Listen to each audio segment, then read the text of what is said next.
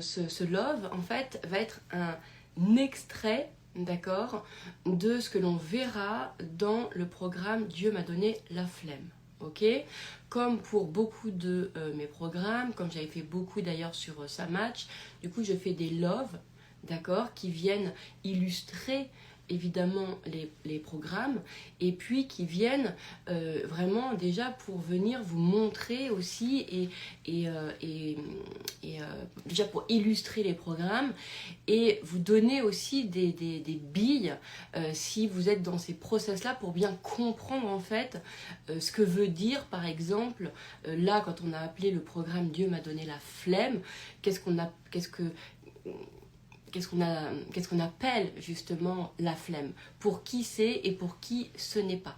Donc je fais aussi ces loves pour ça, pour que vous sentiez si oui ou non ce programme sera pour vous, si vous vous reconnaissez à partir des éléments que je vous transmets, d'accord, pour que ça soit juste et que vous ne vous retrouviez pas sur un programme, en fait pour que vous soyez complètement content du programme parce que c'est exactement ce que vous ressentez, ce que vous ressentiez et ce que vous aviez besoin qui vous permet en fait de réaliser vos projets. Parce que, encore une fois, l'idée, et ça je l'ai dit sur le love d'hier, d'accord, c'est ce programme est fait pour la concrétisation de nos projets. D'accord ? Pour la concrétisation, la réalisation, c'est pour des gens qui peuvent sentir qu'ils ont 1000 idées dans la tête, mais qui ne savent pas comment en fait mettre en œuvre, parce qu'ils sont bloqués par la perception qu'ils ont d'eux-mêmes ou la perception en fait qu'ils ont de ce process du faire pour mettre en place. D'accord ? Donc l'idée, c'est que vous verrez dans ce programme que tout ce que vous êtes aujourd'hui peut, même dans votre action, dans votre être, du coup dans votre définition du être, peut effectivement, vous avez l'impression qu'il ne se passe rien, que ça crée rien. Et demain, en changeant complètement cette perception, parce que vous avez compris votre process et votre fonctionnement et la lecture que vous avez de vous-même et de votre soi-disant non-faire, d'accord, va créer cette fois de la concrétisation dans la matière pour exactement les mêmes actions. Et c'est ça qui est, ou les mêmes non-actions, mais qui sont, vous voyez ce que je veux dire. J'en ai parlé hier dans le on-air. Donc j'enregistre ce love pour qu'il puisse être disponible également en podcast. Voilà, donc je l'ai appelé la bonté humaine comme comme processus de réalisation. Et effectivement, j'ai parlé hier sur le on-air avec l'une des participantes qu'il y avait ce process, par exemple, au niveau des rencontres. D'accord ? Puisque, alors, on va le voir un petit peu en type de personne. Et vous voyez, il y a des personnes en fait qui se reconnaissent à partir d'une combativité. Elles ressentent que c'est des guerrières, que c'est des warriors, qu'elles ont envie de tout péter et qu'elles sont là, il faut aller chercher l'opportunité, il faut aller créer notre chance, il faut aller vaincre l'adversité, il faut aller dépasser les machins, elles se challenge, vous voyez, il y a une énergie comme ça qui est hyper combative en fait, et que la lutte, voilà, c'est des choses qui est complètement intégrée, c'est le challenge leur fait du bien, même si parfois c'est difficile, mais au moins derrière, elles en tirent une satisfaction parce qu'elles se sentent plus fortes, plus puissantes, plus ceci, plus cela, parce que ça vient chercher justement énormément sur l'image de soi-même. Et ça, c'est quelque chose, donc en fait, il y a ce besoin de créer par soi-même pour aller se prouver qui nous sommes.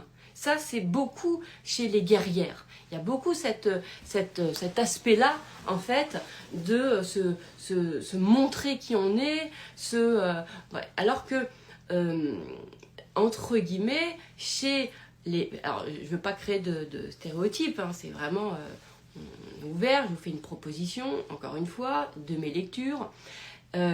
Alors que chez les soi-disant flemmards, soi-disant, d'accord, ils vont pas ressentir, ils vont pas ressentir cette combativité, ils vont pas ressentir ce challenge, ce défi. Il y a quelque chose ou en tout cas, mais ils peuvent se regarder avec beaucoup de souffrance parce qu'ils aimeraient le ressentir, pensant qu'il faut qu'ils soient plus combatifs pour qu'il se passe des choses. Et comme en fait ils n'ont pas ça, et ben il y a un truc qui se passe et que en fait ben ils vivent ensuite à partir de cette culpabilité, en fait, de ne pas avoir cette combativité, de ne pas avoir ce truc d'aller au combat, de ne pas avoir aller se challenger, etc. D'accord? Mais elles peuvent avoir essayé d'y aller. Moi, je me souviens que sur une partie de ma carrière, j'ai essayé d'être comme ça. J'étais comme ça à essayer vraiment d'être... Mais en fait, ce qui était marrant, c'est que je voyais bien que j'avais que la posture, mais j'avais pas du tout le truc intérieur, quoi. Mais j'avais la posture. Et en fait, voilà, ça donnait le change énormément, ce côté... Mais parce que je pensais qu'il fallait que je sois comme ça, c'est-à-dire que ce truc, ce qui était valorisé, encore une fois, c'était cette énergie de guerrière. Et aujourd'hui, on voit beaucoup, même sur les réseaux, les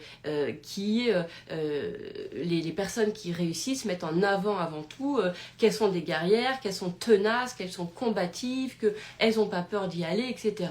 Et encore une fois, ce qui nous fait défaut, c'est qu'en fait, on a associé que la réussite, l'ambition et le succès venaient à partir de ces traits de caractère-là. D'accord?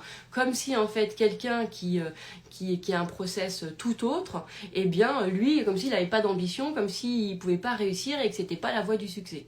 Et ça c'est important et on le verra beaucoup dans le programme. Donc évidemment sur tout le long de ce love, je vais beaucoup vous parler du programme puisque naturellement je fais ce love pour illustrer ce programme, donc ça va être dans mes tics de langage d'en parler, donc c'est complètement naturel. Et ce qui va être aussi important, c'est de comprendre que du coup, les personnes qui se disent genre flemmards, en fait, elles ont une approche, une vision finalement de leur quotidien qui n'est pas, qui est différent. Ça me fait penser un peu, et l'idée c'est de ne pas rejeter qui nous sommes, de ne pas prendre le costume de ce que nous ne sommes pas, et bien au contraire, et de comprendre que le monde, il a besoin en fait de tout le monde. Donc, le monde a besoin de gens qui ont un esprit combatif.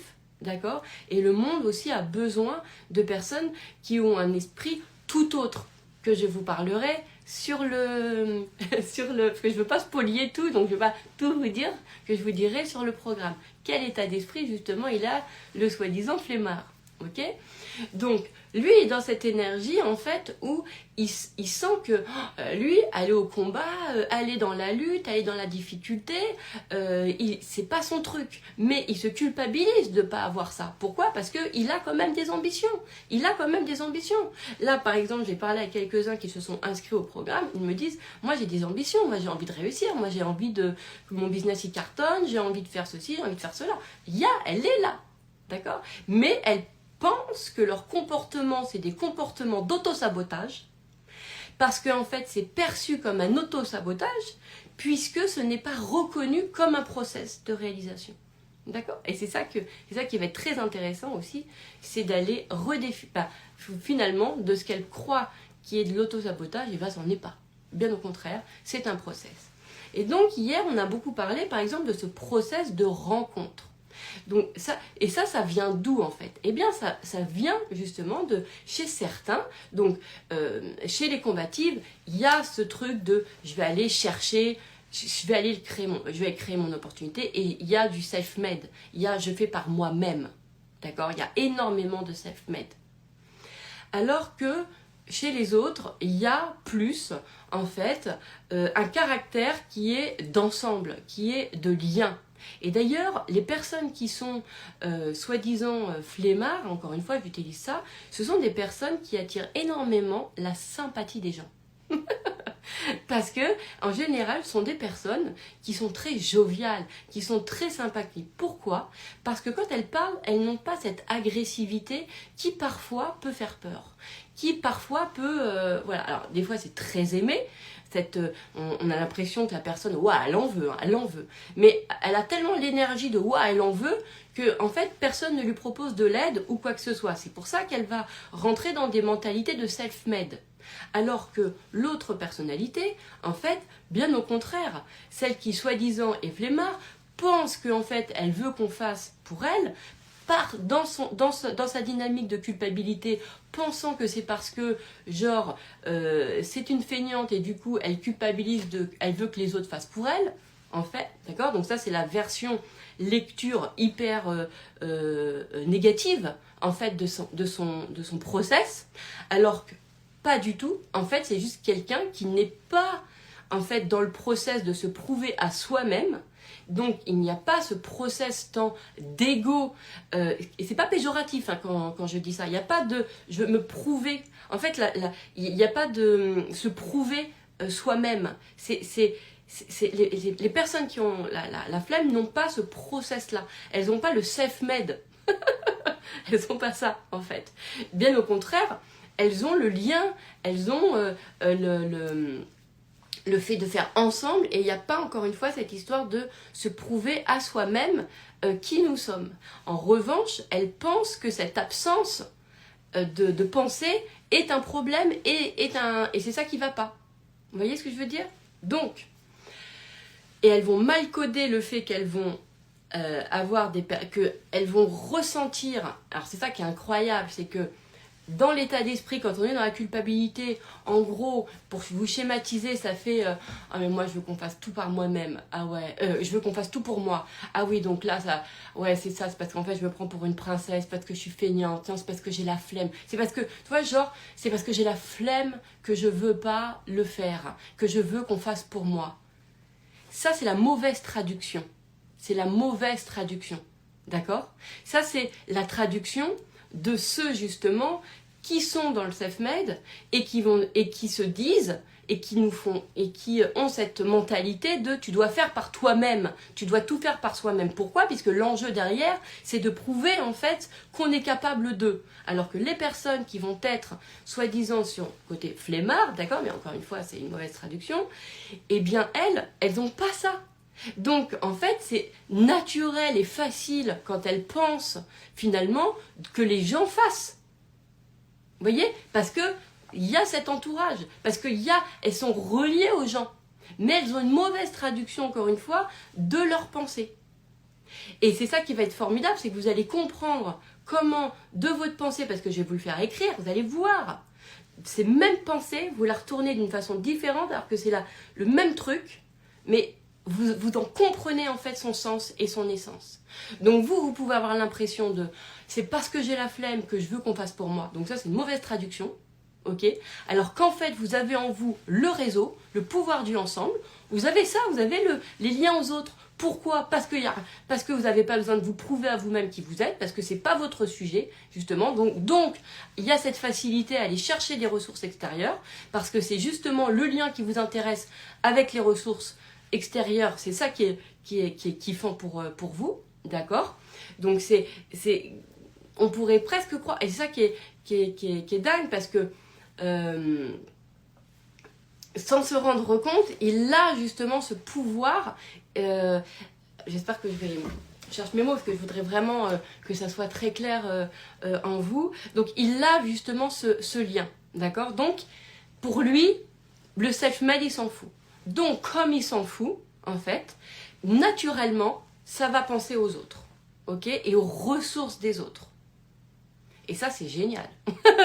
Donc, ce qui va être bizarre de vous dire ça, c'est que, alors aujourd'hui, il y a beaucoup de personnes qui sont flemmards, qui se pensent, qui sont isolés, qui sont tout seuls, parce qu'ils sentent qu'ils sont en marge des autres, alors que contrairement à ce qu'on pense, ces personnes-là, en fait, elles sont assez, finalement, presque communautaires, parce que elles attirent finalement facilement, quand c'est compris finalement, des gens, vous voyez, des ressources extérieures. Et surtout, c'est qu'elles attirent naturellement, puisqu'elles ont cette faculté-là, cette sympathie, en fait. On les trouve toujours sympas, on les trouve toujours... elles ont ce don, en fait, de créer du lien. Voilà, en général, elles sont drôles, elles sont joviales, voilà.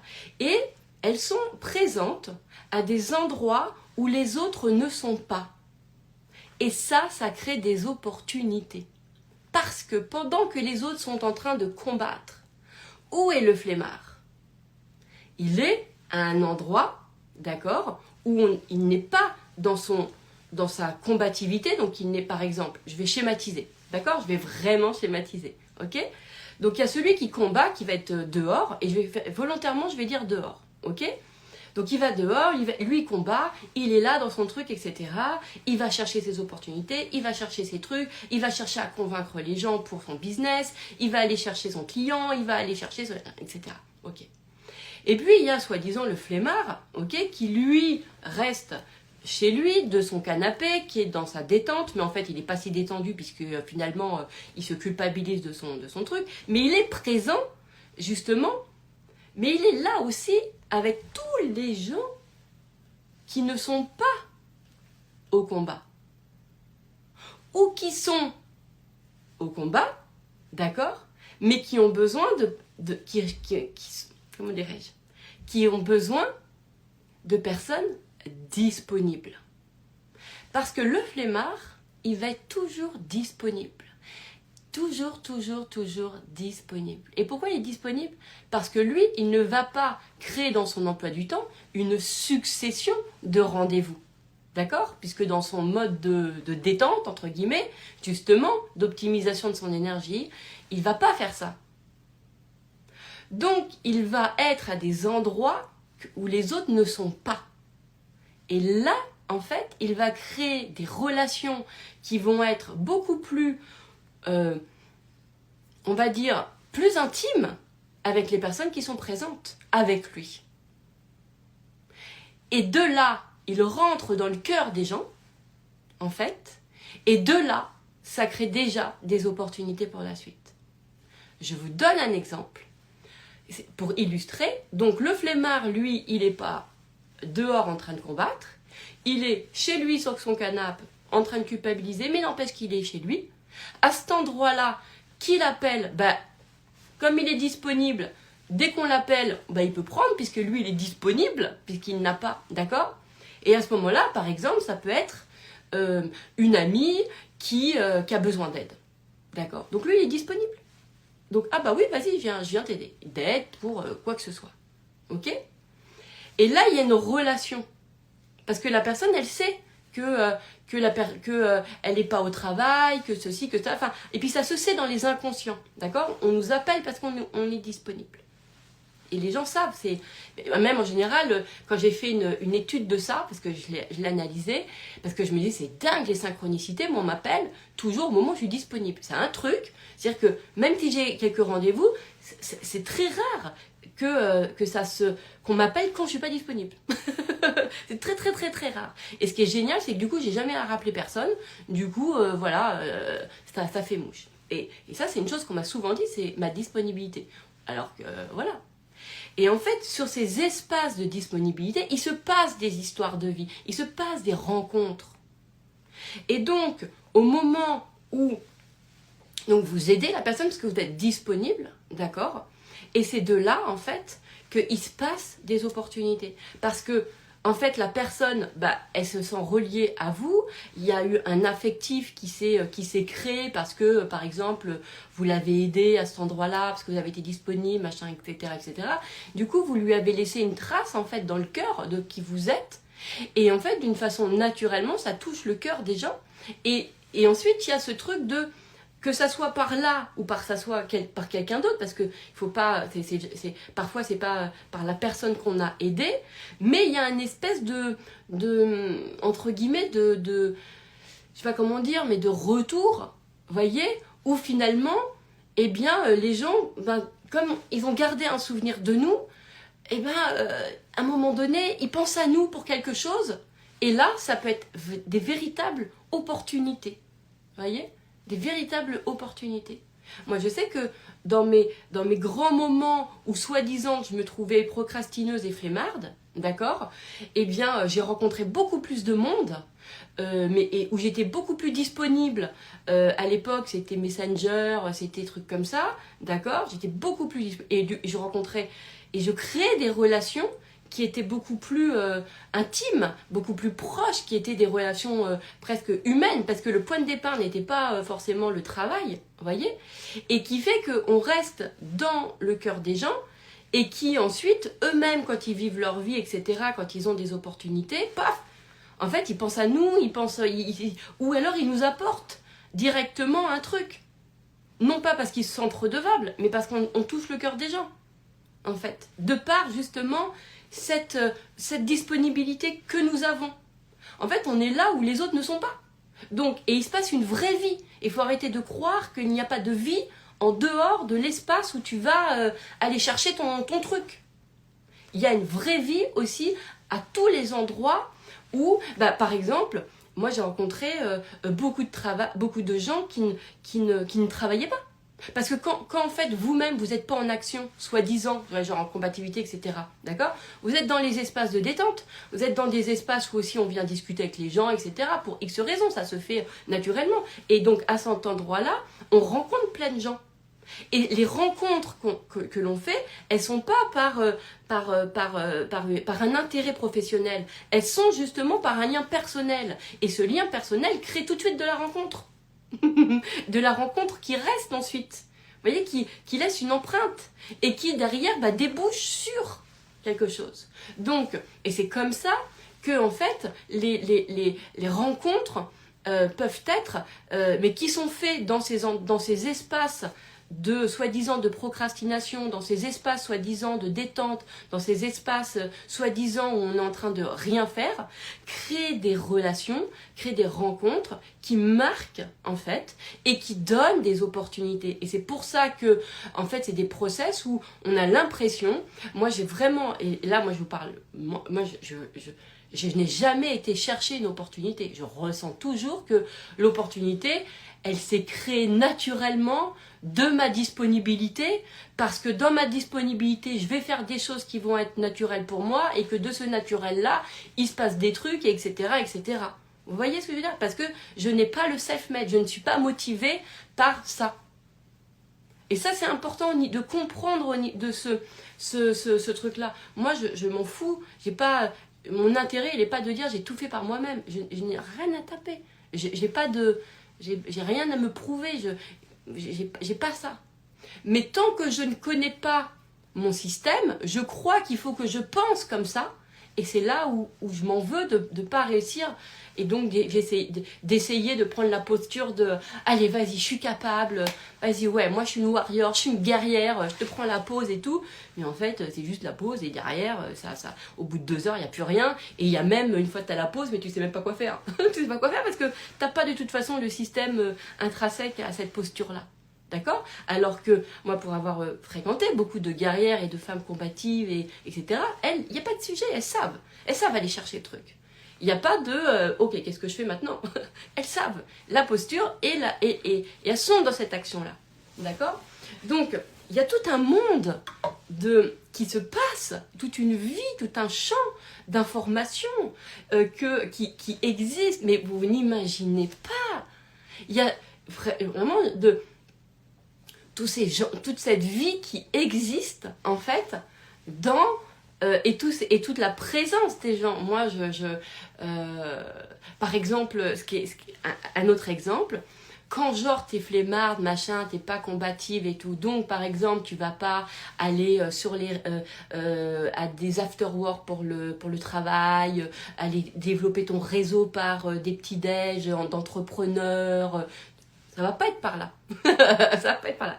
Ça va être de ta détente, par exemple, là, je vous schématise, on sait rien, de ta détente, vous allez aller, je sais pas, moi je vois que c'est des choses qui peuvent m'arriver, vous allez faire vos magasins, voilà, parce que bon, genre vous allez traîner, genre dans votre tête, c'est non, mais normalement je devrais être à un after-work, il faut que je rencontre des entrepreneurs, des machins, etc. Donc vous allez faire les boutiques. Et puis en fait, de ces boutiques-là, normalement ça c'est à des heures ou à des jours où les autres travaillent, d'accord? Donc vous n'y allez pas le week-end, puisque le week-end c'est la détente et vous, votre détente c'est la semaine. Enfin, vous voyez ce que je veux dire, c'est le truc inversé, et que vous vous en voulez parce que normalement vous êtes en train de travailler. Bon bref, donc vous allez fréquenter aussi des endroits, d'accord?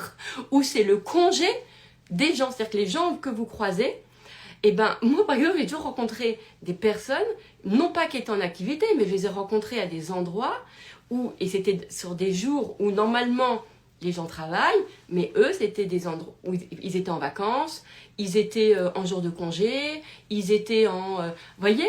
Et donc, on les rencontre par cet endroit-là. Vous voyez ce que je veux dire? Par cet endroit-là. Où ça peut être aussi le soir, la nuit même. Vous voyez, c'est par ces endroits-là. Je me souviens d'ailleurs que...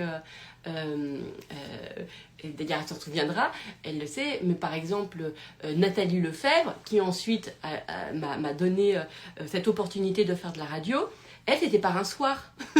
Alors, il y a eu 2 endroits, mais c'est un exemple. Hein. Donc, la première fois, c'était par le biais d'une copine qui la suivait à la radio et qui lui a proposé de prendre un verre. Et elle m'a dit, bah viens, moi je cherchais toujours ma voix, mon truc, etc. Et elle me dit, je me souviens, elle me dit, viens boire un verre avec moi et tout. Je vais rencontrer une nana, je suis sûre que tu vas kiffer, etc. et tout.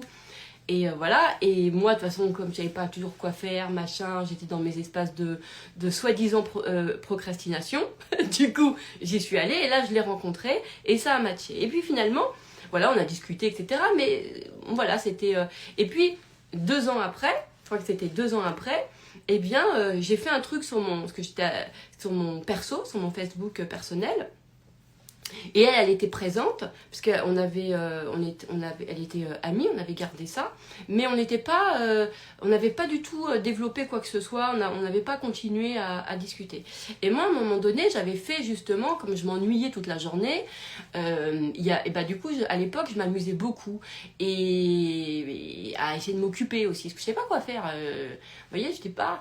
Et donc, je me souviens qu'il y avait une nouvelle fonction qui s'appelait, je ne sais plus comment, Facebook en direct, un truc comme ça, et je me suis dit, et moi je l'ai fait, mais par ennui en fait aussi, je me suis dit, bah, je vais le faire sur mon personnel, alors qu'à l'époque ça se faisait que sur les professionnels, que sur les comptes pro. Mais moi je l'ai fait sur mon compte personnel parce que j'étais avec mes potes, parce que c'était avec mes potes. Je savais jamais quoi poster moi sur mon compte professionnel, j'avais rien. Par contre j'étais très présente sur mon Facebook personnel, très sur mon compte personnel.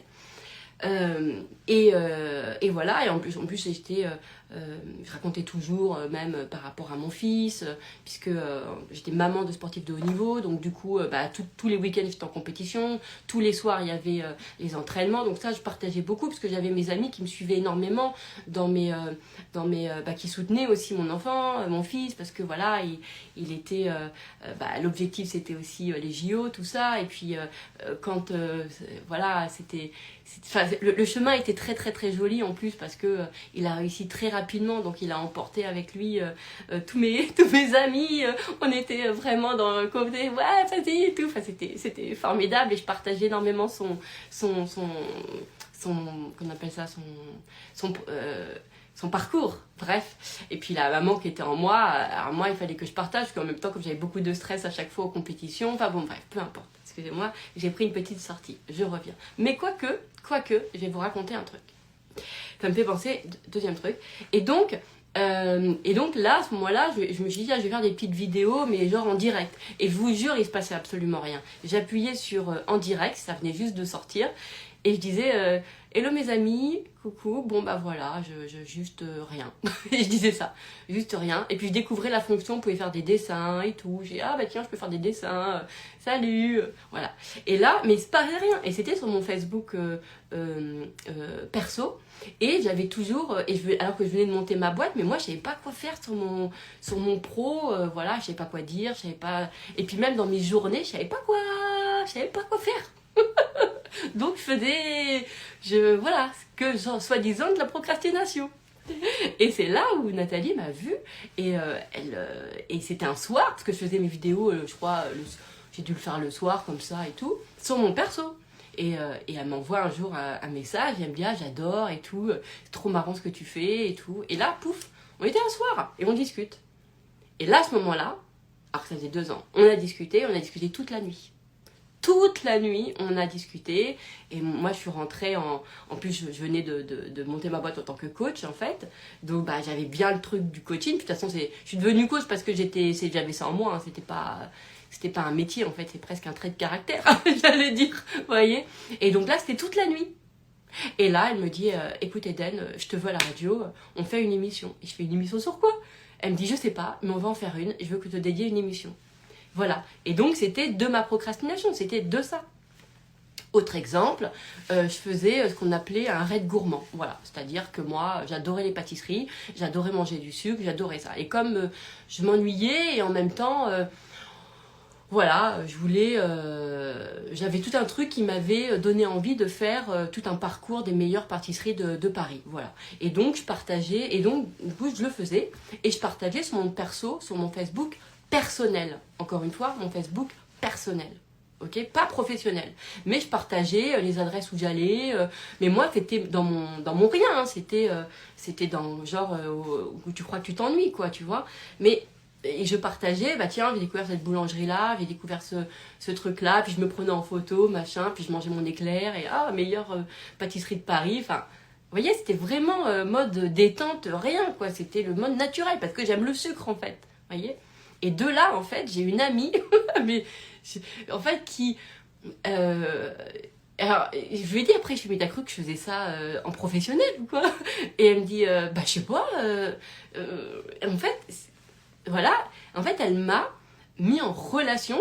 Ensuite, j'ai eu une proposition d'embauche pour un journal pour les Émirats arabes, en fait, quand ils venaient en France, pour justement, dans ce journal, pour dire pour les femmes en fait qui venaient quelles étaient les meilleures adresses en fait de salon de thé de Paris. Et j'avais le droit d'avoir j'avais une double page et je m'occupais en fait de cette partie pâtisserie et lieu salon de thé où c'était les pages gourmandes. Voilà, je réfléchissais les pages gourmandes. Donc je me dis, vous voyez ce que je veux dire? Et ça s'est fait de mon voilà.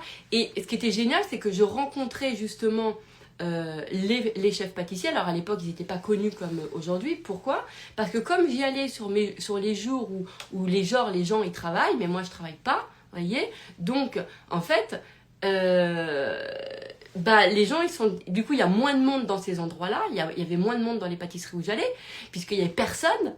Et donc, c'est un environnement hyper propice pour rencontrer les gens. Vous voyez?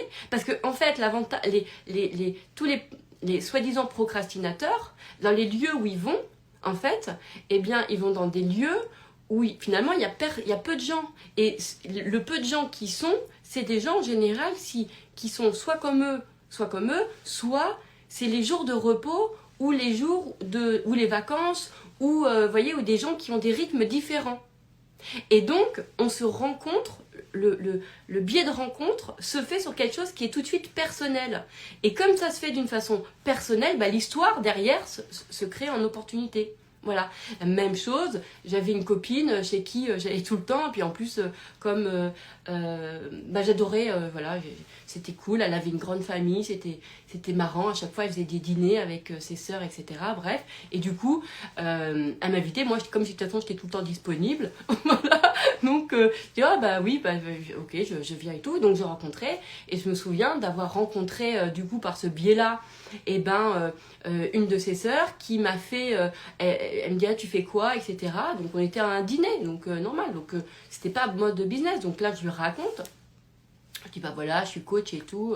Et puis en fait, on délire parce que on est à une soirée et qu'on a une soirée par le biais de sa sœur que je connais, qui est une de mes meilleures amies. En fait, vous voyez, tout le truc vraiment normal, quoi. Et donc là, on se marre parce que le contexte tient à ça. Et là, elle me dit, écoute, j'ai un de mes amis, en fait, très proche, un pote à moi que j'adore en plus. Et en fait, il avait une grosse place dans une entreprise très grosse. Et elle me dit, franchement, attends, je l'appelle direct et tu vas le rencontrer et tout. De toute façon, si je lui dis que c'est de ma part, alors là, je vais te dire, il peut pas dire non parce que ceci, cela, etc. Voilà. Et le mec, il m'a rencontré. Et c'est un gars, en fait, qui était un directeur stratégie d'une boîte absolument énorme, avec un contrat que je vous explique même pas. Il y avait vraiment c'était un contrat très très très important que j'ai décliné parce que ça nécessitait de moi en fait que je sois disponible tout le temps que pour ce client-là et sur 3 ans parce que c'était un projet particulier et alors que c'était des chiffres énormes le contrat. Mais je démarrais, je sortais du salarié et je me disais, j'avais l'impression que j'allais redevenir salarié d'une boîte. et j'ai pas pris. Et en plus de ça, je me doutais bien qu'il y allait avoir besoin justement de cette... je sais pas, à l'époque, je me disais, ça va me prendre toute ma place, ça va prendre tout le truc. Donc j'ai vraiment décliné, je suis pas allée au deuxième entretien. Et voilà, j'ai dit... moi, je pense que c'est peut-être quelqu'un d'autre qu'il vous faut, etc.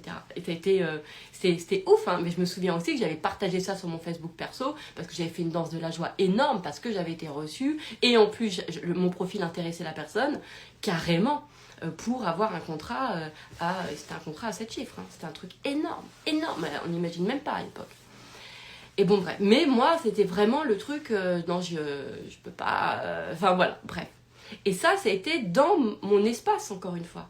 Et ce qui est génial, c'est que vous rencontrez de ce fait, donc les rencontres sont importantes parce que on va rencontrer les amis d'eux aussi. C'est pas les mêmes rencontres. Donc ça nous fait aussi des accès directs à des personnes qui peuvent avoir justement cette importance. Moi, j'ai rencontré aussi beaucoup de personnes comme ça, des amis d'eux. Vous voyez ?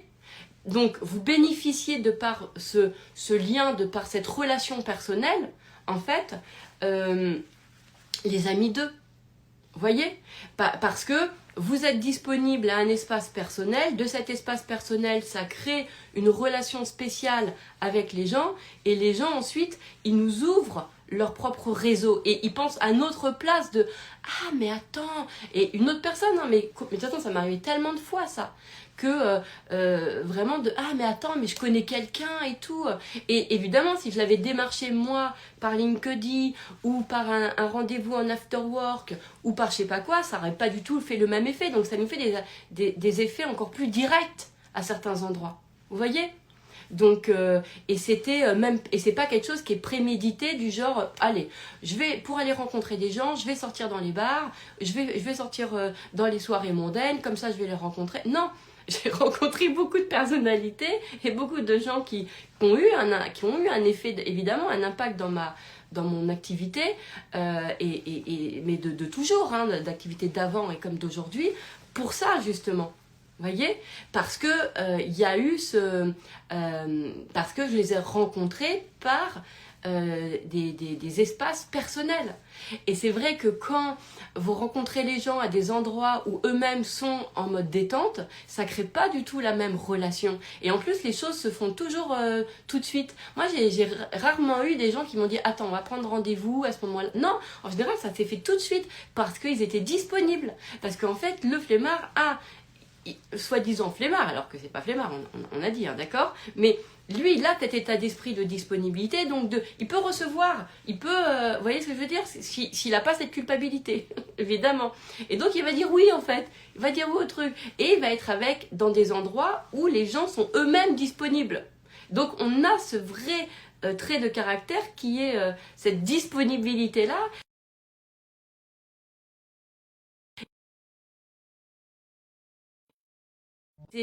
Voilà, et c'est par là, en fait, que les choses se font. Voilà. Et ça, c'est quelque chose qui va être important. Et donc, que ça soit, là je vous parle de moi, mais j'ai beaucoup de clients, c'est la même chose. Et quand on a mis en lumière, ben voilà, le process, beaucoup de personnes ont réussi, en fait, ont eu des contrats, ont eu des clients, ont eu de leur espace personnel. Parce que cet espace personnel est un endroit qui est complètement, en fait, qui est très présent, tout simplement. Et il se passe quelque chose. Et ça fait pas appel à aux mêmes endroits. Quand vous rencontrez quelqu'un, je me souviens d'un de mes clients que j'ai rencontré, en fait, dans un magasin, mais parce que je crois que c'était Nature et Découverte, quelque chose, je crois que c'était ça, mais c'était un truc, en fait, c'est parti de quelque chose qui était drôle, ou d'un livre qu'il regardait, ou que je regardais, il m'a fait une remarque, et du coup, de là, on a discuté, et puis finalement, c'est devenu un client. Donc, vous voyez, et c'est vraiment, mais parce qu'à cet endroit-là, il était disponible. Donc, tout se fait tout de suite. Il n'y a pas le rendez-vous qui est pris pour après. Ben non, parce qu'on est dans cet espace direct. Voilà. Et puis il n'y a pas de, on se voit venir dans nos intérêts communs. Il n'y a pas de ça. C'est hyper. Donc c'est pour ça que je vous dis, il a aussi une faculté, le soi-disant flemmard, c'est que comme il a un esprit très détente, il n'est pas combatif, il n'est pas agressif, il n'est pas. Alors ça ne veut pas dire, quand je dis agressif, c'est pas forcément une péjoratif que je veux dire, mais il n'a pas de stratégie dans sa tête par intérêt au niveau des gens. Du coup, les relations, les liens, ils peuvent être beaucoup plus profonds, beaucoup plus intimes, et en fait, ce qui peut amener à évidemment des collaborations, à des très très très belles collaborations, sans avoir eu besoin de casser des portes, de casser des fenêtres pour accéder à. Vous voyez? Parce que justement, le flemmard, lui, il n'a pas ce process-là. Et ça, c'est intéressant aussi de vous dire que il ne réussit pas parce qu'il est tenace. Il va réussir parce que il y en a beaucoup, c'est par leur sympathie, en point d'accroche. Parce qu'ils ont cette faculté d'attirer ou de parler, voilà, de créer le lien naturellement, mais par des endroits auxquels aujourd'hui, et on verra ça dans le programme, auxquels on n'y pense même pas. Et par exemple, il y a beaucoup de personnes, j'ai une cliente, par exemple, c'est un truc de fou, elle me dit, ah mais moi je suis comment elle m'a dit ça? Je suis introvertie, je parle pas, etc. Et je me suis dit, mais c'est quoi tes points de référence quand tu dis introverti? Elle me dit, ah bah tu vois, par exemple, je sais pas, moi si tu m'emmènes dans une soirée et que je connais personne, et ben je vais parler à personne. Parce que moi je sais pas, etc. Je fais, tu vois, le problème c'est que tu penses que tu es introverti parce que tu juges les endroits par rapport à, tiens, on t'a dit que c'était introverti quand c'est les personnes qui, par exemple, sont à des soirées et qui connaissent personne et qui parlent pas avec les gens, donc nanana. Donc ça veut pas dire que tu es introverti, en fait. C'est-à-dire que, et au final, elle me raconte, finalement, elle fait partie de la qu'on appelle ça... alors, elle est très présente dans le monde associatif. Elle est déléguée des parents. Non, elle n'est pas déléguée des parents, mais elle participe aux réunions de parents d'élèves. Elle est très axée en ce moment sur ses enfants. Et elle est très présente dans cette vie-là, voilà, associative, même sportive, etc., de ses enfants. Parce qu'en fait, quand elle me parlait, mais elle ne se rendait pas compte. Elle me parlait beaucoup, voilà, qu'elle avait discuté avec une maman, ceci, cela. Et elle me parlait beaucoup comme ça. Et je fais, tu vois, t'as ce lien, elle me dit, ouais, mais non, mais là, c'est parce que je suis avec mes enfants, etc. Je fais, bah oui, mais tu vois, t'es pas introverti. Il y a des contextes qui te donnent envie naturellement de créer du lien, et puis d'autres, en fait, où le contexte, en fait, ne sort pas ton naturel, tout simplement. Mais ça veut pas dire que t'es introverti. Il y a des endroits où tu crées du lien naturellement, tu vois bien. Mais elle le reconnaissait pas comme ça. Et du coup, elle disait, mais moi, je peux pas être une femme de réseau parce que je suis introvertie, donc moi, je peux pas être dans des endroits où il y a plein de gens que je connais pas, donc je sais pas faire des liens, etc. Et je me dis, mais regarde, et c'est ce qui s'est passé. Dans ta vie de maman, les mamans, c'est quoi là, dans ta vie de maman? Les mamans que tu rencontres, elles ont des boulots, elles ont des maris qui ont des boulots aussi, elles ont des amis, elles ont elles-mêmes des situations. Donc pourquoi cet endroit-là n'est pas justement tes endroits où il y aurait tes clients? Pourquoi? Bien au contraire. Parce que quand, par exemple, tu as une des mamans qui va dire « Ah, mais attends, mais moi, je peux en parler avec mon mari parce que lui, dans son job, et bah ceci, bah cela. » Bah bien sûr, du coup, le mari, lui, c'est sa femme qui lui dit « Et attends, j'aimerais bien que tu rencontres justement un tel parce que, tu sais, c'est la maman de Victor, tu sais bien qui, nanana. » Vous voyez? Voilà. Et même, ça va être, parce que là, c'est ce qui s'est passé, d'ailleurs, elle lui a dit « Attends, viens dîner à la maison. » Et je te le présente. Donc, vous voyez, donc, ça va être par, justement, où les enfants se retrouvent. Et c'est ça, en fait, c'est tous ces espèces d'angles morts où on ne voit pas que la vie, elle existe, en fait, et que il se passe plein de choses dans ces endroits-là, mais que l'on ne reconnaît pas parce qu'on a codé professionnel, c'est que à des endroits avec des costards cravates, dans de l'action qui dit professionnel, et que c'est pas dans une salle d'attente quand je suis en train d'attendre, je sais pas, pour qu'on appelle ça, je sais pas moi, la séance d'ophtalmo de mon fils, je pense pas que ça peut être à cette occasion-là, je pense pas que ça peut être quand j'emmène mes enfants au sport, je pense pas que ça peut être quand je suis là en train de discuter avec mes copines, alors que vos copines, elles ont aussi de l'entourage, elles ont voilà, que quand je parle tout le temps avec la maman du petit Jérémy et que peut-être que son mari, lui, il connaît, et que elle-même, la maman de Jérémy, elle a envie, tiens, elle y pense depuis un petit moment à reprendre une activité et donc à se faire et donc ça sera parfait pour se faire coacher. Vous voyez ce que je veux dire? On ne pense pas à ça. C'est tous les angles morts. Voilà. Donc, et les personnes qui, soi-disant, sont flemmards, sont à des espaces et sont là où les autres ne sont pas. Et en plus, elles ont cette disponibilité-là. Vous voyez? Donc, ça, c'est vraiment un truc qui est important. Et en plus, en général, elles vont souvent dire oui, comme je vous dis, aux endroits où, aux sorties, à tout ça, à tout ce qui va être soi-disant détente. Et c'est à ces endroits-là qu'elle rencontre des gens différents. Et c'est un espace formidable parce que, en fait, dans ces espaces, c'est des gens de détente. C'est comme la population du jour ou même la population de la nuit. Elle est, moi je sais que pendant des années, je ne dormais pas, comme je vous ai toujours dit, j'étais une petite dormeuse, et donc j'étais très présente de chez moi, parce que moi je ne sortais pas, j'avais mes enfants, donc par exemple sur internet, j'étais très présente, sur Messenger, sur différents trucs, etc. Et d'ailleurs je sais même pas sur quoi quand j'y pense, mais bon bref, peut-être Facebook, ou vous voyez, en tout cas les contacts se faisaient, et en fait, et justement les gens sont disponibles, donc eux ils peuvent parler pendant 2-3 heures le soir, et c'est des personnes qui en fait sont pas disponibles pour nous la journée, donc on rentre pas par le même champ d'accès, vous voyez, donc, et c'est ça, c'est très très très important, donc ça on va reparler évidemment dans Dieu m'a donné la flemme, et vous allez reconnaître justement ces espaces-là. Donc ça peut être, donc en général, le lien, la sympathie, puisque ce sont des personnes qui sont sympathiques et qui ne sont pas en mode, en fait, elles créent beaucoup plus d'opportunités. Mais ce qui peut se passer souvent, c'est qu'au lieu de le prendre pour elles le redonnent à quelqu'un. C'est-à-dire que j'ai rencontré beaucoup de personnes qui connaissaient plein de monde, mais qui, comme se voyaient comme flemmards, en fait, ne prenaient pas les opportunités de son propre réseau. D'accord? Pourquoi? Parce que dans sa tête, c'est par exemple des rencontres qu'elle vient de faire, ou des amis, ou des connaissances, mais comme elles l'ont rencontré dans un espace personnel, c'est pas du tout, le cerveau, il n'a pas du tout connoté opportunité professionnelle.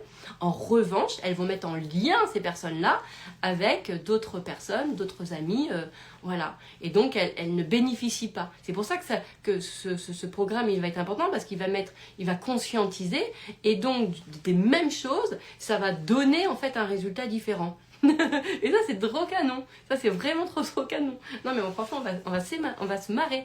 Parce que on réalise et on crée nos projets de nos espaces personnels. Et c'est ça qui est ouf. C'est comme je pensais à et encore une fois, parce que les gens aussi qui sont disponibles, qui sont là, eh bien ils voient aussi d'autres choses. Ils voient plus de choses que ceux qui sont tout le temps dans le mouvement, en fait. Et puis, ils peuvent aussi apprendre beaucoup plus... alors, je dirais pas plus vite, mais il n'y a pas cette notion, justement, d'échec, parce qu'il n'y a pas de combativité, parce qu'en général, quand ils y vont, c'est que ça fonctionne. Vous voyez? C'est que c'est bon. Tu vois, c'est comme si à l'intérieur de soi... Justement parce qu'il n'y a pas besoin de se challenger soi-même, ils n'y vont pas pour se challenger. Donc en fait, quand vraiment il y a quelque chose qui se réalise, qui se met en place, c'est parce que justement, c'est parce que c'est le moment où ça marche, en fait. Voilà.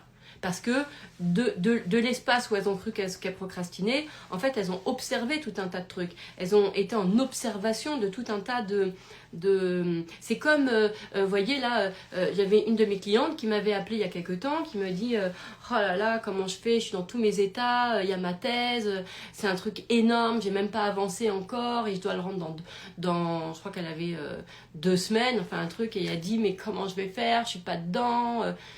Et je lui dis, elle me dit, ah là, j'ai fait que procrastiner pendant ces mois-ci. Et je lui dis, tu vois, soit tu te racontes ça, soit tu te dis que en fait, tu le fais au moment où ton échéance arrive, parce que en fait, toi, tu te fais croire que tu n'as pas avancé, alors que ça fait des mois que ton cerveau est en train, il a observé, il a généré, il a brassé tout un tas d'informations qui va faire qu'au moment où tu vas sortir ta thèse, tu vas la sortir en 2 jours, et en fait, ça va être ce qui va être de plus essentiel, parce que comme de toute façon, tu n'auras pas le temps de le réfléchir avec ta tête, tu vas le créer par ton inspiration, et que ton inspiration, elle-même, filtre, en fait, et vient directement. Donc ça va venir poser. Et là, elle m'a envoyé un message, elle l'a réussi. Je crois qu'elle a eu une des meilleures notes en plus.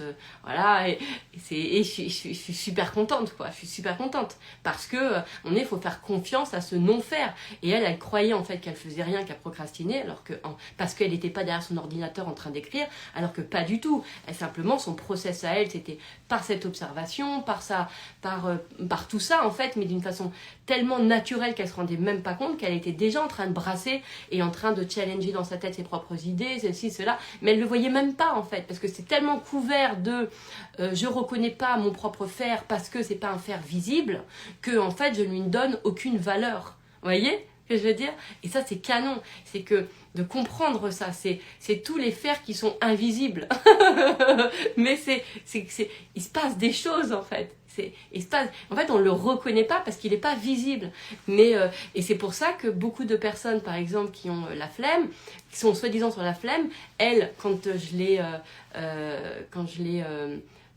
aide à faire de leur introspection à des endroits où ça réussit, et ben vous savez c'est sur quoi? C'est sur des croyances qui ont été très fortes. Parce que c'est un des leviers qu'elles ont, en fait. C'est aussi ça, c'est que comme elles ne sont pas dans cette action puisque elles n'ont pas validé, puis parce qu'elles ne se reconnaissent pas à travers cette combativité, donc à travers le pouvoir de l'action, d'accord? Comme quelqu'un qui est une guerrière pourrait faire une thèse sur le pouvoir de l'action, d'accord? Et bien ces personnes-là, elles ont le pouvoir, par exemple, les autres, ça s'appuie sur des postulats, sur des croyances en fait.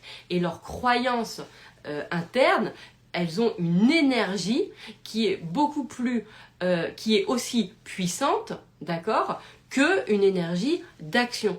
Je vous donne un exemple. Quelqu'un qui va être dans la combativité, qui va croire au pouvoir de l'action, qui va vous dire il faut bouger pour qu'il se passe des choses, d'accord? Eh bien, elle va envoyer des mailings, elle va envoyer des messages aux gens, elle va faire un certain nombre de choses, en fait, qui va derrière générer, par exemple, des rencontres avec des clients, d'accord? Alors que la personne qui, justement, n'est pas dans ce faire visible, mais qui va être dans un faire, on va dire, ou de réalisation invisible, elle va s'appuyer sur ses croyances. Mais c'est tellement pas reconnu que penser crée des choses qu'elle va tout le temps en fait saboter son propre système parce qu'elle le reconnaît pas. Donc c'est-à-dire que même si tous les jours il y a des clients qui sont à sa porte parce que c'est la maman du petit Thomas, parce que c'est la sœur d'un gars qui finalement peut donner un gros contrat, parce que c'est la personne que l'on croise tous les jours à la boulangerie, parce que c'est dans d'autres espaces que les espaces de professionnels, du coup on ne les voit pas, du coup ça ne crée pas. Vous voyez ce que je veux dire? Alors que quand on comprend son système et on comprend de quelle façon on interagit avec les gens, vous voyez ce que je veux dire? Parce que c'est ça aussi, je ne veux pas parler de l'enjeu, mais ce qui se joue, je ne veux pas parler de l'enjeu, mais je le dis quand même, ce qui se joue, c'est de quelle façon on interagit avec les gens. Et il y a des personnes qui sont beaucoup plus à l'aise dans l'interaction personnelle, en fait, mais quand je dis plus à l'aise, parce c'est comme ça, que dans l'interaction avec en point de départ le travail. Mais il faut comprendre que l'interaction de par l'espace de détente, d'accord, eh bien elle peut et complètement normalement, c'est le process qui crée ensuite l'opportunité professionnelle. Moi je vous ai dit, mes premiers clients c'était mes entourages, mes copines, ma famille, ça a été ensuite ma coiffeuse, mes ongles, ma peau, tous ces endroits où la maman d'eux, vraiment ça a été ces espaces-là. Et ensuite ça a été après ça a été le deuxième cercle, c'est-à-dire les amis ou les connaissances de ce deuxième cercle. J'ai eu tous les petits copains, j'ai eu tous les de mes copines, j'ai eu bien sûr, vous voyez ce que je veux dire, les cousins, les frères, et ça a été comme ça en fait. D'accord? Donc le point de départ, il est là. Et ce qui était génial, c'est que du coup, elle faisait pour moi en fait. Et donc, effectivement, eh bien, la clientèle ne s'est pas présentée par mes actions dites professionnelles, ok, mais par mes liens personnels qui s'entretenaient naturellement sans que je fasse le moindre effort, ok. Et à un moment donné, les gens, en plus, comme il y a de l'amour, ils ont envie que vous réussissiez. Moi, j'ai toujours rencontré des gens, les gens, ils avaient envie que je réussisse. Mais en plus, comme j'avais pas j'ai toujours eu un discours de quelqu'un de très habité, parce que je suis quelqu'un qui aime les choses, donc quand on aime, on est souvent habité, mais j'étais pas combative. J'avais pas un discours tu vois, j'avais pas un discours combatif, j'avais un discours animé, en fait. Vous voyez, et du coup, ça prenait le cœur des gens. Et donc, en fait, les gens, ils ont envie de vous aider. Les gens ont toujours envie de vous aider, parce qu'ils sont touchés par parce que moi je crois qu'on a ça en nous, je crois qu'on est fait pour s'aider les uns les autres en fait, parce que ça crée une interaction, parce qu'on est content de ça, je sais pas, pour moi c'est un truc naturel. Donc forcément les personnes quand vous êtes sincère et que vous leur expliquez votre cœur et tout, ouais, ce qui vous anime, ils ont envie de vous aider et ils vous aident naturellement. Vous voyez? Alors que l'approche professionnelle, qui est de je viens me présenter, alors qui suis-je, voilà mes 3 compétences, voilà pour qui ceci, cela, et d'une façon très professionnelle, et ça peut chez ces gens-là, qui sont soi-disant flemmards, ne pas prendre du tout. Ça ne prend pas parce que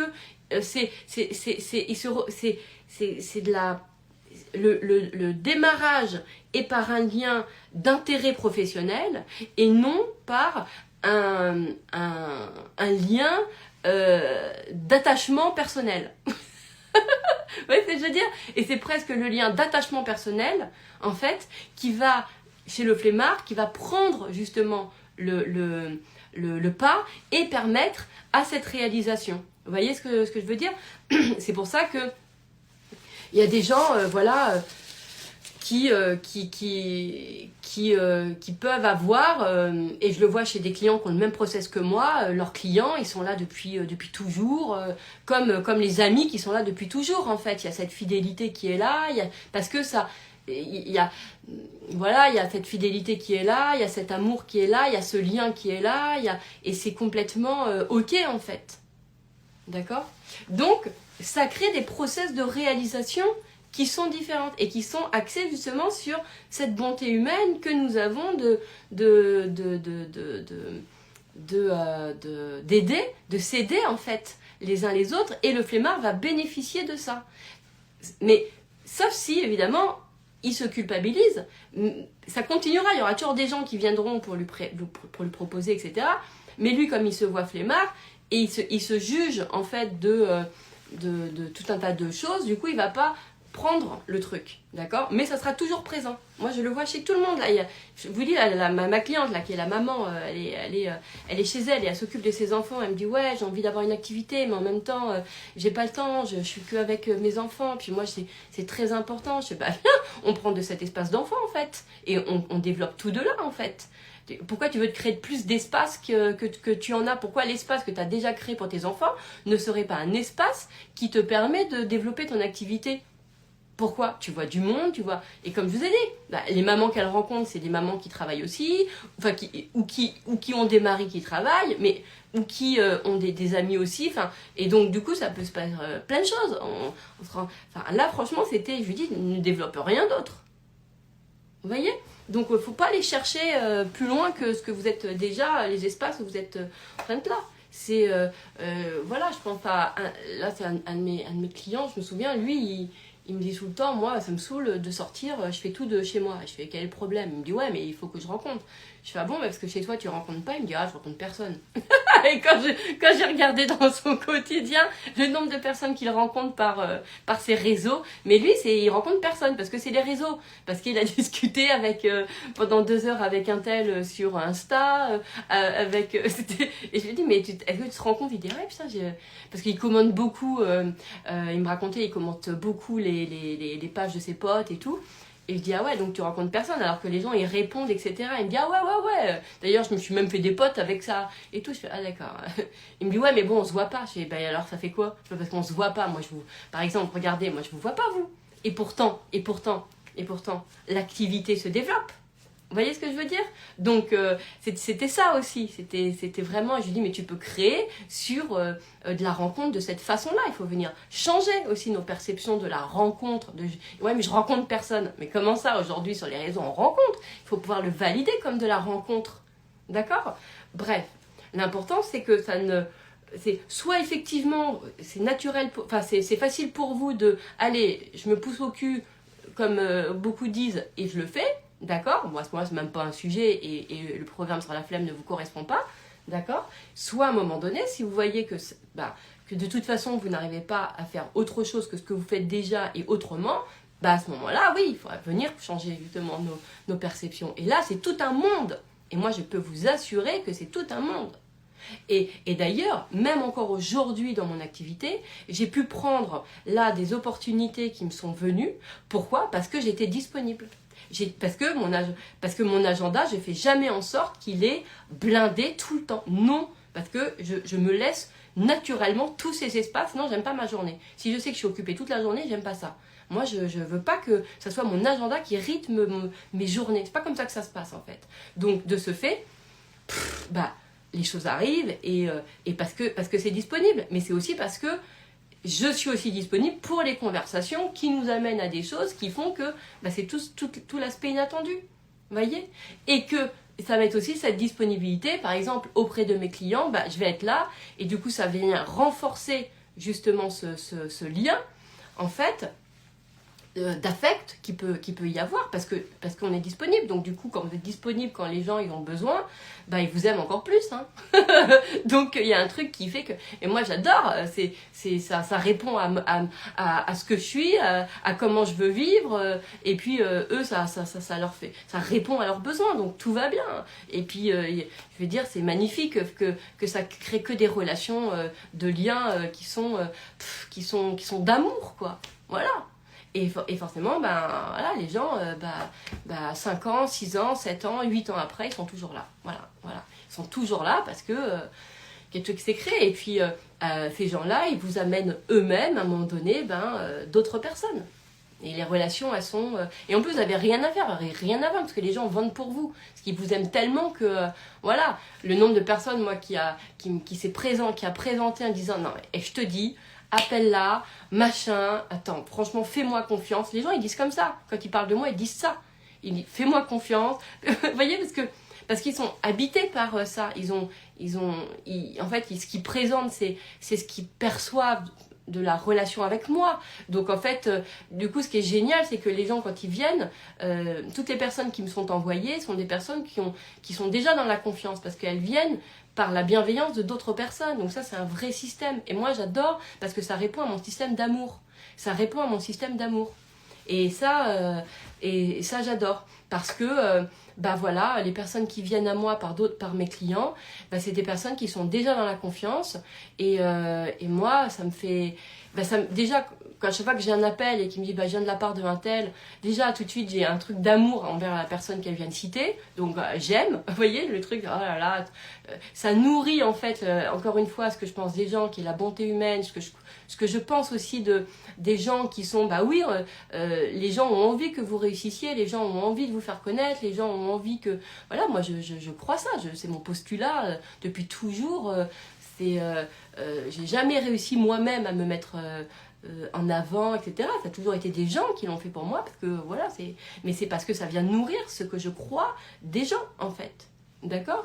Donc après, il faut le saisir, l'opportunité, le truc, etc. On le prend.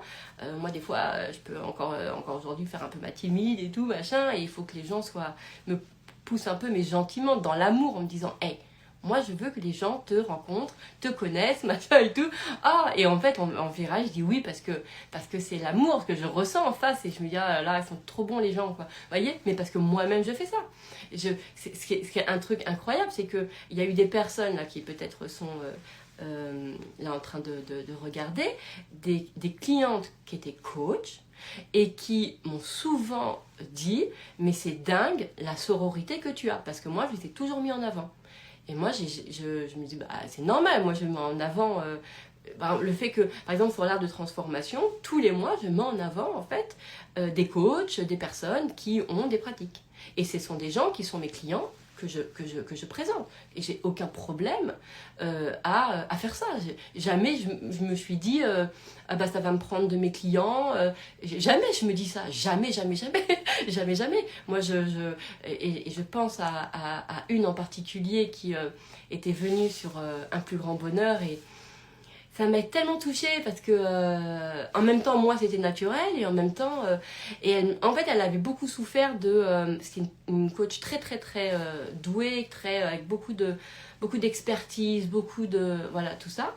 Et en fait, elle a toujours eu des déconvenues avec des coachs parce que elle a toujours senti que la coach en face, il y avait de la rivalité, qu'il y avait de la rivalité, qu'il y avait de la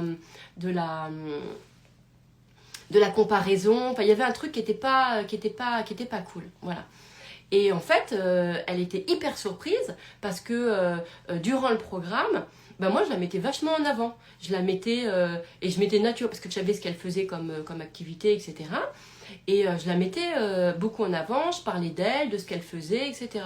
Et je me souviens, c'était hyper touchant parce qu'elle m'avait fait un message en me disant mais vraiment tellement merci parce que tu m'as réconcilié avec les femmes, tu m'as réconcilié avec la sororité, et c'est vrai que ça me fait penser encore à une autre de mes clientes qui, alors c'est une femme qui travaille dans un milieu d'hommes, dans un truc que je peux pas citer, mais c'est un endroit, si vous voulez, genre secret défense, enfin, vous voyez le truc, genre hyper, voilà. Et en fait, que entourée d'hommes, que des hommes, que des hommes, que des hommes, que des hommes. Et le peu de femmes qu'il y a, c'est un rapport très hostile. En fait, mais hyper hostile, quoi. Voilà, mais vraiment. Et cette cliente que je l'aime tellement, en plus, vraiment, c'est. Et ben, elle. D'ailleurs, on a fait un coaching petit déj, mais je n'avais pas filmé parce que il fallait garder la confidentialité. Et ben, elle me disait, en fait, la relation avec moi, la relation qu'elle avait avec moi, l'avait complètement réconciliée avec la relation aux femmes. Et donc, c'était venu créer en fait une brèche dans son système de certitude de les femmes veulent ma peau, les femmes sont des jalouses, les femmes veulent qu'on ne soit pas, s'envoient des pics, des trucs, enfin je sais plus, enfin c'est genre voilà, que moi je n'ai pas du tout. Et donc, ça lui a, du coup, grâce à cette façon-là que moi j'avais, où elle voyait bien que je la valorisais, que moi j'ai toujours été hyper... le lien était sincère, était d'amour, parce que ça se perçoit dans plein de petites choses, en fait. Vous voyez, où elle ressentait ma sincérité et ce truc-là. Et ben, c'est de cette façon qu'elle a pu faire casser sa croyance sur ce qu'elle percevait des femmes pour ensuite pouvoir accueillir beaucoup plus de relations douces et de sororité, parce que elle, c'était son rêve, en fait, de vivre cette sororité-là. Voilà. Puisque dans un milieu d'hommes qui était tellement compliqué que les femmes, à ce moment-là, au lieu de se tirer dans les pattes, tout intérêt à bien au contraire qu'on appelle ça, se soutenir. Enfin, vous voyez. Pourquoi je lui dis ça? J'ai pris une sortie là encore, non, peut-être pas forcément. Donc, oui, et donc toutes ces personnes-là que l'on va... Et donc, cette coach également que j'avais eue sur ce... je l'avais valorisée, j'avais parlé d'elle, etc. Et de là, en fait, ces personnes-là, vous marquez leur vie, vous marquez leur cœur, parce que vous avez fait quelque chose que personne n'a fait. Ils n'ont pas l'habitude, en fait, de ça. Et de ce fait, en fait, ils font des trucs aussi pour vous. Ils font des choses pour vous, ils vous soutiennent, ils parlent eux aussi, du coup, ils parlent de vous. Vous voyez, parce que vous les faites rentrer, en fait, dans un système d'amour, de bonté, de lien qu'ils ont aussi, mais qu'ils avaient perdu à un moment donné tellement qu'ils avaient rencontré des personnes qui étaient dans un autre système. Alors que leur nature à eux, c'est justement ça. Vous voyez ce que je veux dire? Et ça, c'est super... Et en fait, c'est comme ça qu'il se passe plein de choses. En fait, vous voyez le lien. Et ça crée des opportunités. Ça crée des opportunités, ça crée des choses, en fait. Donc, voilà. Ça crée Et du coup, ces personnes-là, ben, à vie, elles ont une fidélité envers vous, elles sont là tout le temps. Voilà, elles sont là à tous vos programmes, voilà, vous êtes leur coach de toute façon. Donc ça crée cette fidélité-là. Mais qui était même pas une stratégie de fidélité. C'est pas une stratégie de fidélité, c'est juste que vous vous inscrivez dans le cœur des gens. S'inscrire dans le cœur des gens ne peut pas relever de la stratégie. C'est dans la tête, sans doute la stratégie, elle fait appel à un truc dans la tête, à activer, etc. Mais dès que vous rentrez dans le cœur des gens, ben voilà, même si pendant des années, ils viennent plus vers vous, à un moment donné, vous allez avoir un appel de quelqu'un qui est par eux, ou eux, ils reviennent. Mais de toute façon, ils seront toujours là. Et ça, c'est magnifique. Et c'est une des plus belles stratégies naturelles, sans effort, de fidélité. Et la fidélité, c'est génial, parce qu'en développement de son activité, bah, je vous rappelle que quand quelqu'un prend toujours vos programmes, ou prend tout le temps vos focus, comme là, moi j'ai des personnes, elles me prennent tout le temps des focus. Elles me prennent tout le temps, et je reste leur coach. Et elles en ont fait plein, voilà. Leur séance, c'est avec moi, c'est comme ça. Parce que je suis rentrée dans leur cœur. Parce que c'est comme ça. Et que...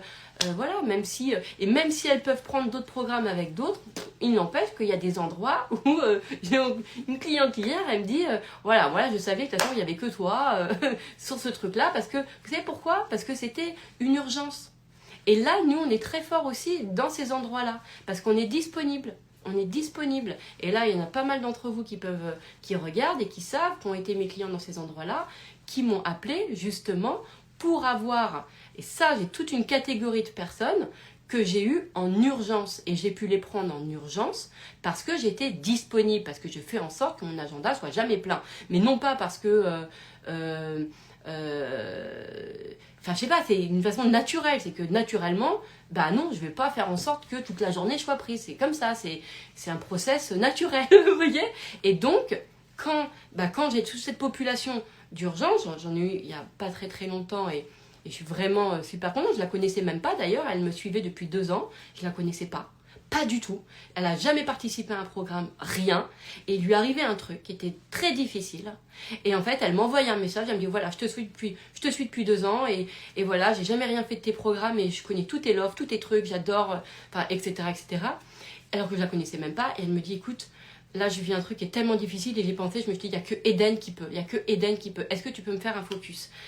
Comment ça se passe? Enfin, elle ne savait même pas que le focus existait. Elle me dit, comment on fait pour travailler avec toi? Et donc, je lui ai proposé le focus. Et elle me dit, ah ouais.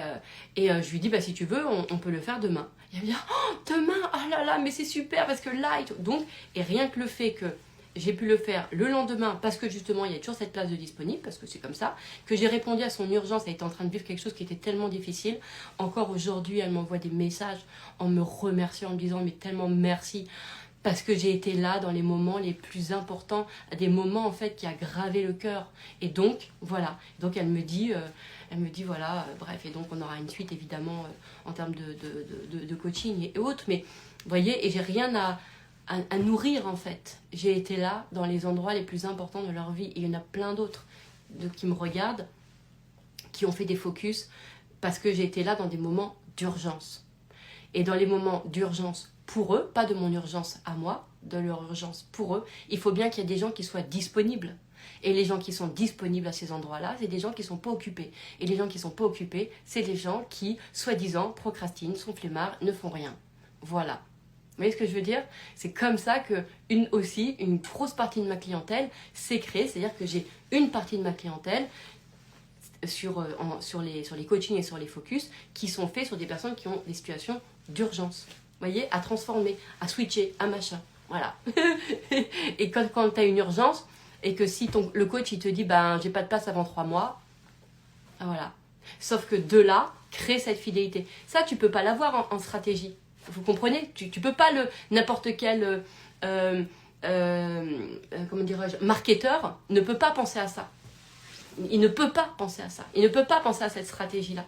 À cette stratégie de tous ces... Parce que moi, en plus, je suis hyper douée dans l'urgence. Pas moi dans l'urgence des autres.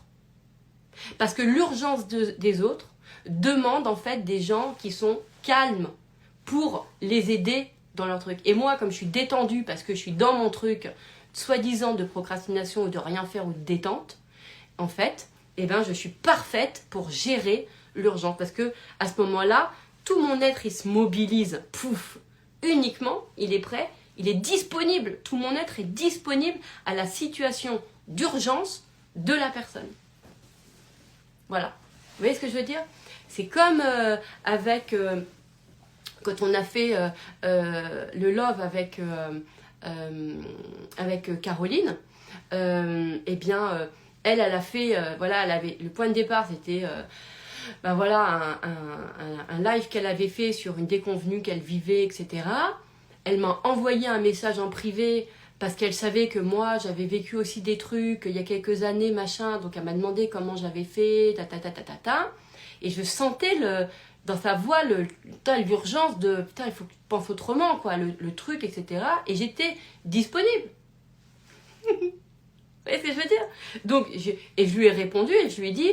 Ben, si tu veux, ok, à ce moment-là, ah bah ouais, je peux te partager des choses, évidemment, mais autant faire que ça aide aussi d'autres personnes qui peuvent être dans la même situation. Et si tu veux, on fait un live. Et je me souviens, elle me dit, ah d'accord, bah écoute, je sais pas, parce que, elle me dit, bah oui, elle me dit, bah alors quand? Et je voyais qu'elle réfléchissait, genre, la semaine prochaine et tout. Je fais, bien, mais maintenant. Je fais, écoute, laisse-moi juste le temps, là, parce que je suis à l'extérieur de pouvoir rentrer chez moi, de faire de m'installer, et on le fait dans 1 heure. Et là, elle me fait, ouais, mais parce que, et son live, il a cartonné. Sur sa page, elle a énormément, il y a eu beaucoup bah, moi déjà, j'ai eu des contacts, des personnes qui m'ont envoyé des messages, etc. par rapport à ça, et sur sa page, ça a été un espace où les gens ont trouvé des réponses. Vous voyez? Et ça s'est fait dans des situations d'urgence pour certains qui rendent la disponibilité, qui amènent la disponibilité de l'autre. Je ne sais pas si vous arrivez à comprendre. Vous voyez? Donc tous ces endroits-là, c'est passionnant. Et quand on les met en fait en perspective, on comprend toute la richesse de ces process, toute la richesse. Vous voyez? Les gens qui ne sont pas occupés toute la journée, du coup, ils sont disponibles pour plein de trucs. Et c'est dans les autres endroits que justement s'accomplissent nos projets et nos réalisations. C'est ça qui est passionnant. C'est ça qui...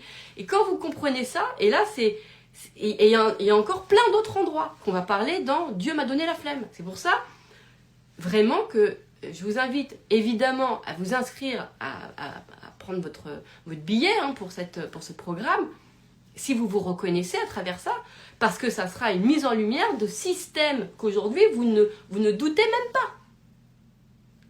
Et quand on me demande à moi, par exemple, c'est qui ta clientèle, donc c'est qui, etc., eh ben, je pourrais très bien aujourd'hui dire, il y a une partie, c'est ceux qui vivent une situation, par exemple, qui sont dans une urgence. Voilà. J'ai fait beaucoup de focus, donc des séances de coaching, parce que la personne, c'est oh, mais attends, là, je vis un truc, là, il faut tout de suite que je transforme, etc. Énormément. Vous voyez? Et ça peut être, et ça, c'est important. On peut avoir des chefs d'entreprise qui vivent des situations tout de suite. Là, il y a un truc, il y a à poser, parce qu'il y a des salariés, parce qu'il y a une situation qui se crée et il n'y a pas de temps à avoir pour aller, c'est pas demain qu'on va venir, c'est pas dans 1 semaine, je veux dire, ou dans 3 mois qu'on va venir régler le truc. D'accord? Ou des personnes qui tout de suite, là par exemple, mais combien? Par exemple, j'en ai une, je me souviens, elle avait un concours, elle venait d'apprendre qu'elle a été prise pour justement une très grande école, enfin c'était un endroit pour les startups là, et sauf qu'elle avait un entretien 2 jours après. Et là du coup, elle m'a pris un focus tout de suite pour préparer cet entretien qui était 2 jours après. Donc toute cette population qui ont des besoins d'urgence tout de suite, d'accord? Donc ils ont besoin d'avoir des coachs disponibles tout de suite, et pour être disponibles, c'est aussi les gens qui sont disponibles, qui soi-disant, genre, sont procrastinateurs ou sont flemmards. Moi je me reconnais plutôt comme ça, bien sûr, mais je vous le dis pour ceux qui pensent qu'ils sont comme ça. Et ça c'est génial. Et peut-être que vos clientèles, ceux qui vont... Mettez aussi de la lumière sur tous ces espaces-là, en termes de coaching. Il y a, oui, souvent les coachs, ils pensent projet, la réalisation, le truc du temps. Mais le coaching, il intervient aussi dans les situations d'urgence. Et moi, beaucoup de ma clientèle sont là-dessus. Parce que moi, je sais faire. Moi, je sais faire. Je sais parfaitement gérer l'urgence. Pas mon urgence, l'urgence des autres. Parfaitement. Tout mon être, pouf. Alors moi, il se mobilise. Hein. C'est pour ça que depuis toujours, les gens, quand ils ont des problèmes ils viennent vers moi. Parce que moi, déjà, je suis la seule qui en général qui est là. Je suis la seule en général qui est dispo. Parce que je me suis pas occupée à autre chose. D'accord ? Et que les synchronicités, c'est un truc incroyable. Écoutez, franchement, je peux pas vous l'expliquer. Parce que bien sûr que dans ma journée, pourtant, il y a des endroits où je pourrais dire je suis occupée. Mais jamais j'ai ces appels dans les moments où je suis occupée. C'est un truc de fou. Tellement que je corresponds tellement bien aux gens qui vivent des urgences que quand ils m'appellent, c'est au moment où je suis dispo. Ou à tout le temps. C'est un truc de fou. Voilà. Il y en a une d'ailleurs. Elle me dit, mais t'es tout le temps en voiture, toi. Voilà. Parce que elle, quand elle m'envoie le message, c'est tout le temps quand je suis en voiture. Et je dis, ça tombe bien, je suis en voiture, j'ai 1 heure. Parce que, vous voyez, par exemple, moi, j'habite à peu près 3/4 d'heure de Paris. Ok, donc parfois, quand il y a des bouchons, c'est 1h30. Donc, en général, mes appels, ils se font à ce moment-là. Et toujours, en général, j'ai les messages et je dis, ou alors, si je suis en rendez-vous, je dis, tiens, je t'appelle dans une demi-heure parce que je serai en voiture. Là, j'ai 1h30. Et ça se passe à cet endroit-là. Et je le fais à cet endroit-là. Et rappelez-vous que, comme je vous avais dit, que j'avais beaucoup justement, j'avais appris le coaching à la base en voiture, à coacher les gens en voiture quand j'amenais mes enfants justement à leur compétition et à leurs entraînements tous les soirs. Donc, et c'est des espaces, pour moi, c'est des espaces morts. Parce que c'est des espaces où tu es en voiture, tu es là. En plus, ce qui est génial, c'est que c'est un des rares endroits où c'est chronométré. C'est-à-dire que tu sais que voilà, ça va durer 1 heure. Une fois que tu es arrivé, tu es obligé de dire à ton client, bon, là, je te laisse. Je te laisse. Donc, en plus, ça permet de timer. C'est parfait. C'est parfait. Et chez moi, du coup, c'est génial parce que c'est pas comme si tu fais 1h30 de bagnole et puis ensuite, après, il faut que tu renchaînes avec un truc pro, voilà. Et du coup, en fin de journée, tu peux avoir l'impression d'être fatigué parce que tu as toujours rajouté des choses. Alors qu'en fait, si les choses se fusionnent aux bons endroits, c'est magnifique. Et en plus, moi, quand je suis en voiture ou etc., je suis hyper détente, je suis hyper... déjà, j'entends encore plus de trucs, je sais pas, il y a un truc qui se passe, ok.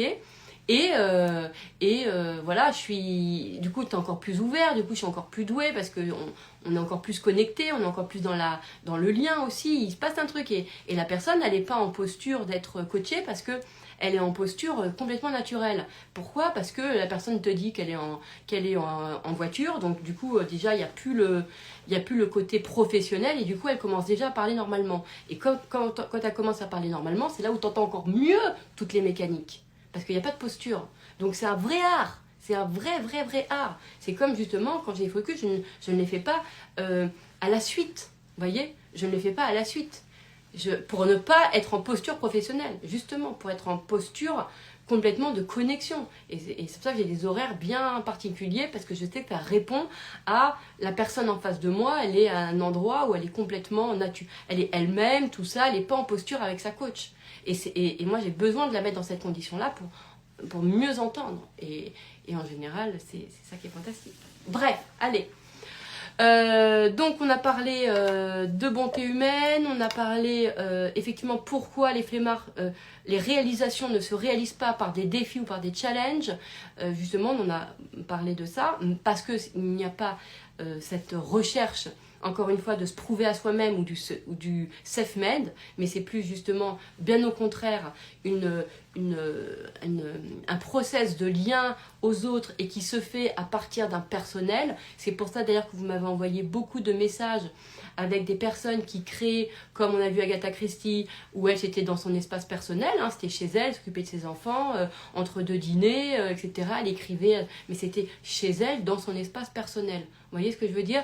Et le point d'entrée n'était pas son professionnel. Voilà. Donc on a parlé de tout ça, je pense que là ça fait déjà 1h30, il y a suffisamment d'informations. Et voilà, bon. Est-ce que j'ai peut-être évidemment pas tout dit, mais déjà vous avez ça vous éclaire sur des fonctionnements. Et plus on va les mettre en lumière, plus vous allez voir quels sont ces espaces qui sont habités et qui sont, comment on appelle ça, ils sont habités chez vous, mais ils sont,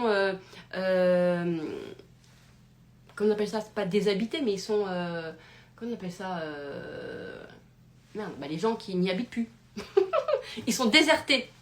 Ils sont désertés. Voilà. Comme les magasins, bah, la semaine, ils sont désertés par les gens qui travaillent. Ok. Donc, ceux qui vont dans les magasins la semaine, ils ne rencontrent pas la même population. Tu vois ce que je vais te dire? Et les liens ne se font pas de la même façon. Et c'est tout dans ces endroits-là. Voilà. Donc, en général, on pourrait croire qu'il y a moins de monde, mais c'est pas dit. C'est pas dit. Souvent, il y a même beaucoup de monde. Et c'est pas la même population et ils sont pas dans le même contexte. Et du coup, les liens ne se font pas de la même façon. Voilà.